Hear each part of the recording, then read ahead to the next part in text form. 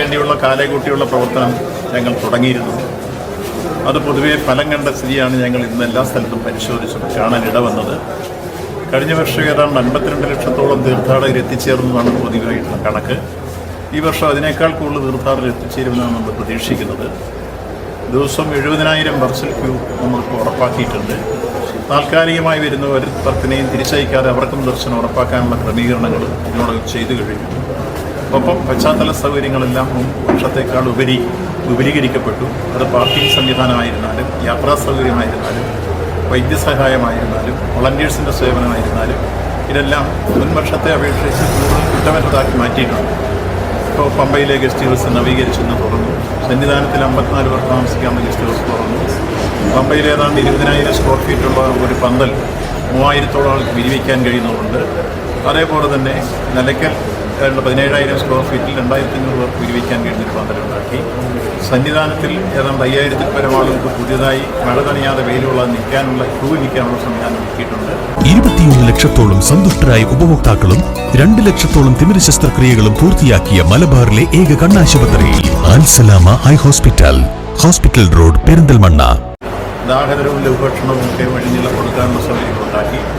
എവിടെയെങ്കിലും ഏതെങ്കിലും ഭക്ഷണ വിഷമം വന്നാൽ അവരെ പ്രത്യേകമായി ട്രീറ്റ് ചെയ്യാൻ കഴിയുന്ന ആധുനിക സംവിധാനങ്ങൾ പ്രയോജനപ്പെടുത്തിയിട്ടുണ്ട്. കാനലപാതയിൽ 132ഓളം കേന്ദ്രങ്ങൾ വിശ്രമ കേന്ദ്രങ്ങളായി മാറ്റിയിട്ടുണ്ട്. അവിടെ ലഘുഭക്ഷണവും മറ്റ് വെള്ളവും കൊടുക്കാനുള്ള സൗകര്യങ്ങൾ. എവിടെയെങ്കിലും സ്നേക്ക് ബൈറ്റ് ഉണ്ടായാൽ അവിടെയെല്ലാം ആൻറ്റി സ്നേക്ക് വെനം കരുതിയിട്ടുണ്ട്. ഇതെല്ലാം ഈ പ്രാവശ്യത്തെ മുന്നൊരുക്കങ്ങളുടെ ഭാഗമായി ഒരു കുറവും വരുത്താതെ ഭക്തരെ സംരക്ഷിക്കാനും സഹായിക്കാനും കഴിയുന്ന സംവിധാനങ്ങൾ പൊതുവെ ഞങ്ങൾ തയ്യാറെടുപ്പിൻ്റെ ഭാഗമായി ക്രമീകരിച്ചു കഴിഞ്ഞു എന്നുള്ളതാണ് പൊതുവെ സൂചിപ്പിക്കാനുള്ളത്.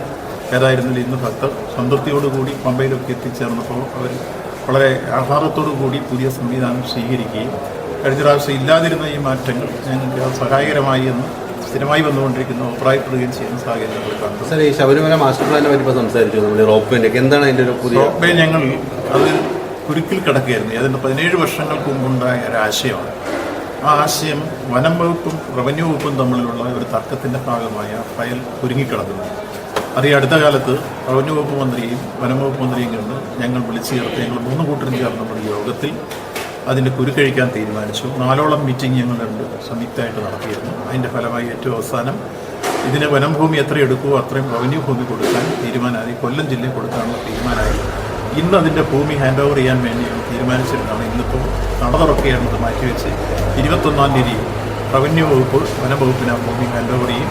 അതോടുകൂടി ആ കരാർ ധാരണയാക്കിയിട്ട് റോപ്പ് നിർമ്മിക്കാൻ വേണ്ടിയുള്ള മുമ്പെടുത്ത തീരുമാനം ഈ മണ്ഡല കാലഘട്ടത്തിൽ തന്നെ ഞങ്ങൾ തുടങ്ങി വെക്കും.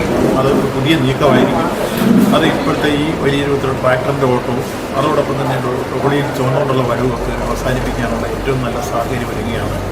അത് ഈ ആധുനിക കാലഘട്ടത്തിന് യോജിച്ച രൂപത്തിൽ ഒരു പ്രയാധിക്കുള്ള ഭക്തന്മാരെയും അസുഖം ബാധിച്ചവരെയും റോപ്പ് വഴി വരാനും ഒപ്പം ഈ ചരക്ക് ഗതാഗതം മുഴുവൻ റോപ്പ് വഴി നടക്കാനുള്ള സാഹചര്യം ഒരുങ്ങുന്നതോടുകൂടി ഇവിടുത്തെ പൊല്യൂഷൻ വരെ നമുക്കൊരു പരിധി വരെ നിയന്ത്രിക്കാൻ കഴിയും എന്നുള്ളതാണ്. ഒരു വർഷത്തിനുള്ളിൽ നിശ്ചയമായും അത് BOT അടിസ്ഥാനത്തിലാണ് ചെയ്യാൻ പോകുന്നത്.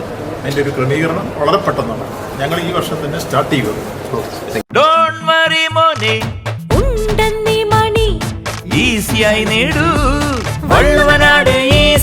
ആവശ്യം ഏതുമാകട്ടെ പണം ഞങ്ങൾ തരും.